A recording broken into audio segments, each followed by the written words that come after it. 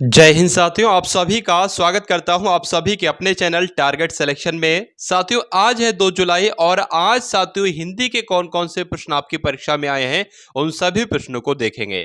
तो साथियों, बिना समय गवाए प्रश्नों की शुरुआत करते हैं। बहुत ही तेजी के सामने से प्रश्न आपके गुजरेंगे। तो पहला प्रश्न है कि रिक्त स्थान की पूर्ति कीजिए। देश रक्षा के लिए प्रत्येक नागरिक को रहना चाहिए। तो सम्बद्ध रहना चाहिए, उद्धत रहना चाहिए या उद्धत रहना चाहिए या प्रबुद्ध रहना चाहिए। तो राइट आंसर की बात करें ऑप्शन नंबर बी हो जाएगा, खाली जगह में उद्धत हो जाएगा। उसके बाद देखिए परिक्रमा का अगर उपसर्ग की बात करते हैं यानी कि परिक्रमा की संधि विच्छेद अगर करें तो परि निकलेगा और क्रमा निकलेगा। इसमें उपसर्ग पूछा गया है तो परि इसका राइट आंसर हो जाएगा। तो अगर आप भी ऑप्शन नंबर डी सोच रहे हो तो बिल्कुल करेक्ट है। उसके बाद देखिए निम्नलिखित में से कौन सा तद्भव शब्द है। देखिए तद्भव शब्द वो होते हैं जो हम अपनी रोजमर्रा की जीवन में जिन शब्दों का इस्तेमाल करते हैं। तो आदि का इस्तेमाल करते नहीं, कुसुम भी नहीं बोलते रोजमर्रा में, दंड भी नहीं बोलते, सजा बोलते हैं, लेकिन घोड़े का इस्तेमाल करते हैं। ये आपको ध्यान, अश्व थोड़ी ना बोलते, अश्व तो संस्कृत का हो जाएगा यानी कि तत्सम हो जाएगा। घोड़ा बोलते हैं तो घोड़ा क्या हो जाएगा, घोड़ा आपका तद्भव हो जाएगा। चलिए साथियों, एक काम कीजिए कि चैनल को आप सभी लोग सब्सक्राइब करके बेल आइकन पर क्लिक कर लीजिए, क्योंकि सीआरपीएफ के जब तक साथियों एग्जाम चलते रहेंगे तो जब तक आपको एनालिसिस करवाया जाता रहेगा, कैसे क्वेश्चन आपके आ रहे हैं सब कुछ देखेंगे इस क्लास में। कठपुतली बनना ये एक मुहावरा है और इस मुहावरे का आपसे पूछा जा रहा है अर्थ क्या होता है। तो नाचना नहीं, किसी को बांधना नहीं, दूसरों के संकेत पर चलना यानी कि दूसरों के इशारे पर चलने को क्या कहते हैं, कठपुतली बनना कहते हैं। और कठपुतली बनाने का मतलब क्या होता है, दूसरों को यानी कि अपने संकेतों पर दूसरों को चलाना, कठपुतली बनाने को कह सकते हैं। उसके बाद देखिए गुण के विरुद्ध नाम होना, श्लोकोक्ति के लिए श्लोकोक्ति का अर्थ आपको बताना है। क्या होगा साथियों इस प्रश्न का बिल्कुल सही उत्तर। यहां पर अगर बात करें, आंख के अंधे गांठ के पूरे नहीं, आंख से दूर दिल से दूर नहीं, आंख और कान में 4 अंगुल का फर्क होना, या आंख के अंधे नाम नयन मुक्त। तो आंसर आपका जो जाएगा यानी कि गुण के विरुद्ध नाम होना, ये लोकोक्ति क्या हो जाएगी साथियों, ये हो जाएगी आंख के अंधे नाम नयनमुख। इसका मतलब क्या हो जाएगा, इसका मतलब ये हो जाएगा, उल्टा एक तरीके से पूछा गया है। उसके बाद देखिए अगले नंबर का प्रश्न है, आकाश को छूने वाले के लिए एक शब्द आपसे साथियों पूछा जा रहा है। तो आकाश को छूने वाले को हम लोग क्या कह सकते हैं, गगनचुंबी कह सकते हैं। इसलिए आंसर आपका अगर है ऑप्शन नंबर सी तो बिल्कुल करेक्ट है। उसके बाद देखिए ठोस का विलोम क्या होता है साथियों। देखिए ठोस द्रव गैस आपने देखा होगा, तो ठोस का विलोम यहां पर आपसे पूछा जा रहा है। सघन होगा नहीं, घन होगा नहीं, निर्धन होगा नहीं, बल्कि तरल हो जाएगा। तरल यानी कि लिक्विड हो जाएगा, पानी की फॉर्म में हो जाएगा। ठोस मतलब कठोर हो जाएगा। उसके बाद देखिए साथियों सुरेश के लिए सही संधि विच्छेद आपसे पूछा जा रहा है। अगर सुरेश की सही संधि विच्छेद साथियों अगर हम लोग करेंगे तो कैसे बनेगी, सुर बन जाएगी, उसके अलावा साथियों ईश बन जाएगी। तो सुर धन ईश कहां पर लिखी हुई है, सुर धन ईश तो आपके ऑप्शन नंबर सी में लिखी हुई, तो यही आपका बिल्कुल सही उत्तर है। अब उसके बाद देखिए कि उनमें से सही वर्तनी का आपको चयन करना है। यहां पर सही वर्तनी कौन सी है बताइए भाई। परिस्थिति लिखा हुआ है, परिस्थिति लिखा हुआ है तो परिस्थिति कैसे लिखा जाता है, ये तो गलत हो जाएगा भाई। ये भी गलत, ये भी गलत। आंसर आपका जो जाएगा वो ऑप्शन नंबर सी के साथ जाएगा, और जिनका भी आंसर सी है बिल्कुल करेक्ट है। साथियों पूरे 25 प्रश्न यहां पर लिए गए हैं और 25 प्रश्नों में से आप सभी लोग अपना स्कोर एक बार जरूर कमेंट सेक्शन में बताएंगे। उसके बाद देखिए कि दोपहर का समय क्या कहलाता है बताइए। दोपहर का समय जो कहलाता है साथियों वो मध्याह्न कहलाता है, ये आपको ध्यान रखना है। इसलिए आंसर आपका ऑप्शन नंबर सी के साथ जाएगा। उसके बाद देखिए धूप दीप, धूप दीप में समास कौन सा है आपसे पूछा जा रहा है। देखिए अगर कभी भी दो शब्दों के बीच में आपको योजक चिन्ह लगा हुआ दिख जाए और पूछा जाए इसमें कौन सा समास है, तो हमेशा वहां पर द्वंद्व समास होगा। इसलिए आंसर आपका ऑप्शन नंबर सी के साथ जाएगा, और जो लोग भी यहां पर ऑप्शन नंबर सी के साथ हैं तो बिल्कुल करेक्ट है। अब उसके बाद देखिए तत्सम शब्द का इसमें से चयन कीजिए। मैं आपको बता चुका हूं तद्भव शब्द वो होते हैं जिनका हम लोग इस्तेमाल करते हैं रोजमर्रा के जीवन में, लेकिन तत्सम शब्दों का हम लोग इस्तेमाल बहुत ही कम या ना के बराबर करते हैं। देखिए हम लोग घर भी बोलते हैं, पत्ता भी बोलते हैं, अहीर भी कभी कभी बोल देते हैं, ये भी आपका जो है ये तद्भव शब्द हो जाएगा। लेकिन बात करें घृत हम लोग बिल्कुल भी नहीं बोलते हैं, ये आपका तत्सम शब्द हो जाएगा। इसलिए आंसर आपका जो जाएगा वो ऑप्शन नंबर डी के साथ जाएगा। उसके बाद देखिए महोदार का संधि विच्छेद आपसे यहां पर साथियों पूछा जा रहा है, तो क्या होगा इसका संधि विच्छेद। तो महोदार का संधि विच्छेद की अगर बात करें महा हो जाएगा, और उसके अलावा औदार हो जाएगा। तो महोदार का संधि विच्छेद क्या हो जाएगा, ऐसा आपका ऑप्शन नंबर बी में लिखा हुआ है, तो यही आपका बिल्कुल करेक्ट आंसर है। उसके बाद देखिए साथियों, यह पुस्तक अभी छपी है। इसमें जो रेखांकित शब्द आपको दिख रहा है, ये क्या है? ये क्या, ये एक संज्ञा है, या ये एक सर्वनाम है, या ये एक साथियों विशेषण है, या ये एक सार्वनामिक विशेषण है? देखिए, अगर मैं आपको बात बताऊं, मैं आपसे ये कहूं कि यह कार मुझे अच्छी लगी, तो कार से पहले जो यह शब्द आया वो क्या होगा? वो सार्वनामिक विशेषण होगा। यह पुस्तक मुझे अच्छी लगी, तो पुस्तक से पहले जो यह आएगा वो क्या कहलाएगा? सार्वनामिक विशेषण कहलाएगा। यह, अगर बात करें, यह मतलब कभी भी आ जाए, किसी भी चीज को डिनोट करे अगर यह, तो वहां पर क्या होगा? वो यह जो कहलाएगा या वह जो कहलाएगा वो आपका सार्वनामिक विशेषण ही कहलाएगा। उसके बाद देखिए, नेक्स्ट नंबर का प्रश्न आपकी स्क्रीन पर है कि इस वाक्य को संयुक्त वाक्य में बदलिए। कठोर बनकर भी सहृदय बनो। तो मैं आपको बता चुका हूं कि संयुक्त वाक्य जहां भी होगा वहां पर और का इस्तेमाल किया जाएगा, तथा का इस्तेमाल किया जाएगा, अथवा या का इस्तेमाल किया जाएगा, किंतु परंतु का इस्तेमाल किया जाएगा।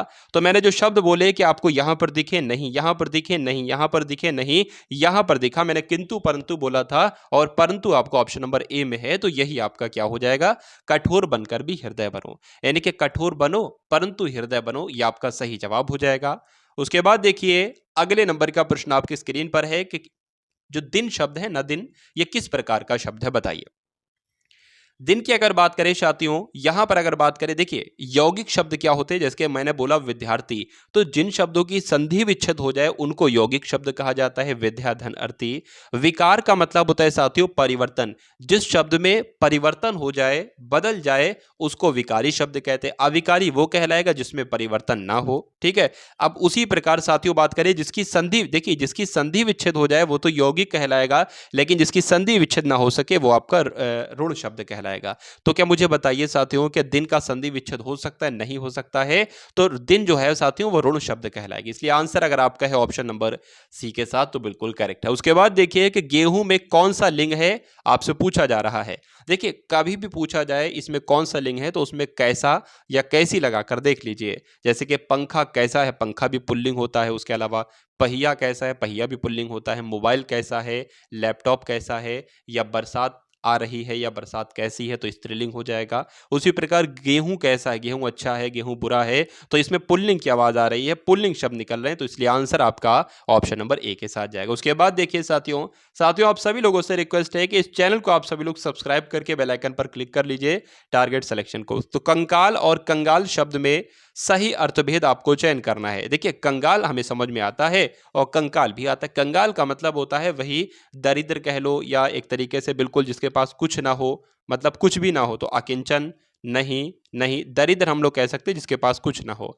और कंगाल किसे कहते हैं साथियों? ठीक है, कंकाल किसे कहते हैं? जो भी कंकाल आपने देखा होगा, ठीक है, तो अस्थि पंजर को क्या कह सकते हैं? अस्थि पंजर को कंकाल कह सकते हैं। तो कंकाल का मतलब भी समझ में आ गया आपको, और कंगाल का मतलब भी समझ में आ गया आपको। इसलिए आंसर आपका जो जाएगा वो ऑप्शन नंबर ए के साथ जाएगा। भाई बहुत बढ़िया, वेरी गुड क्लास। अब उसके बाद देखिए नेक्स्ट नंबर का प्रश्न आपकी स्क्रीन पर है। आपसे पूछा जा रहा है कि दिए गए वाक्यांश के लिए एक शब्द का आपको प्रयोग करना है, यानी कि आपसे पूछा यह जा रहा है कि किसी सत्ता के विरुद्ध अपना सत्य मनवाने के लिए किया गया आंदोलनात्मक आग्रह क्या कहलाता है? तो इसको तो साथियों हम लोग सत्याग्रह कहते हैं। इसलिए आंसर आपका अगर है ऑप्शन नंबर ए के साथ, तो बिल्कुल करेक्ट है। भाई बहुत बढ़िया, वेरी गुड क्लास। चलिए उसके बाद देखिए अगले नंबर का प्रश्न आपकी स्क्रीन पर है कि अनुनासिक का संबंध होता है, आपसे ये पूछा जा रहा है। बताइए। देखिए अनुनासिक का संबंध जो होगा साथियों वो किससे होगा? वो नाक से भी होगा और मुंह से भी होगा। यानी कि कोई ऐसा शब्द जिसको बोलने के लिए हमें नाक का सहारा भी लेना पड़े और मुंह का सहारा भी लेना पड़े, तो उसको अनुनासिक कहेंगे। ये आपको ध्यान रखना है। इसलिए आंसर अगर आपका है ऑप्शन नंबर सी के साथ, तो बिल्कुल करेक्ट है। उसके बाद देखिए अवधि किस उपभाषा वर्ग की बोली है, ये आपसे साथियों पूछा जा रहा है। देखिए यहां पर अगर बात करें, आप लोग ध्यान रखेंगे पूर्वी हिंदी के अंतर्गत कौन कौन सी बोलियां आती हैं। पूर्वी हिंदी के अंतर्गत कौन कौन सी बोलियां आती हैं? तो ए, बी, सी। ए से हो जाएगा अवधि, ए से क्या हो जाएगा साथियों? अवधि हो जाएगा। और बी से हो जाएगा साथियों बघेली हो जाएगा, और सी से हो जाएगा छत्तीसगढ़ी। तो अगर ये तीन अगर पूछ लिया जाए कि उपभाषा किसके अंतर्गत आती है, तो पूर्वी हिंदी के अंतर्गत आती हैं। तो साथियों यहां पर आंसर आपका जो जाएगा वो ऑप्शन नंबर बी के साथ जाएगा, और जिनका आंसर यहां पर ऑप्शन नंबर बी है, तो बिल्कुल करेक्ट है। भाई बहुत बढ़िया, वेरी गुड क्लास। अब उसके बाद देखेंगे अगले नंबर का प्रश्न आपकी स्क्रीन पर है साथियों। खुशहाली हर घर में लाएं, बिगड़ी दशा सुधारें, बिगड़ी दशा संवारें, बिगड़ी दशा गाढ़ें या बिगड़ी दशा फोड़ें। तो यहां पर आंसर आपका जो जाएगा वो सुधारे के साथ जाएगा। तो अगर आपका उत्तर भी ऑप्शन नंबर ए के साथ है तो बिल्कुल करेक्ट है। उसके बाद देखिए चुनौती शब्द में साथियों कौन सा प्रत्यय है, या आपसे पूछा जा रहा है, बताइए। चलिए, तो चुनौती शब्द की यहां पर अगर हम लोग बात करते हैं, चुनौती में साथियों जो प्रत्यय हो जाएगा वो औती हो जाएगा। तो आंसर आपका भी है अगर ऑप्शन नंबर डी के साथ तो बिल्कुल करेक्ट हो जाता है। उसके बाद देखिए किस शब्द में अल उपसर्ग का प्रयोग हुआ है, बताइए भाई। किस शब्द में साथियों अल उपसर्ग का प्रयोग हुआ है?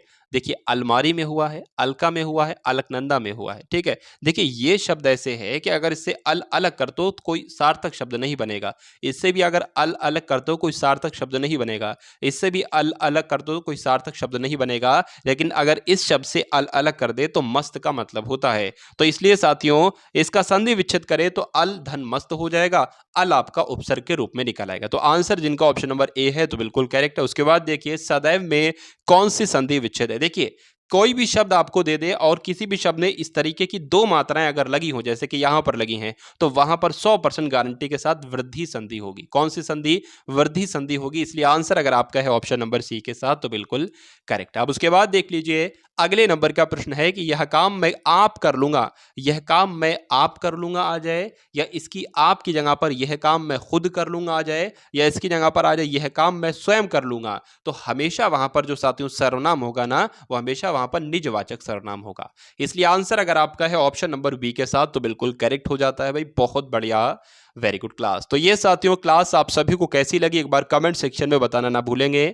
उम्मीद करता हूं साथियों आप सभी लोगों ने चैनल को सब्सक्राइब कर लिया होगा। अगर नहीं किया है तो जल्दी से इस चैनल को सब्सक्राइब करके बेल आइकन पर क्लिक कर लीजिए, क्योंकि सीआरपीएफ का अगर आपकी परीक्षा है तो परीक्षा को फतेह करवाना साथियों मेरा काम है।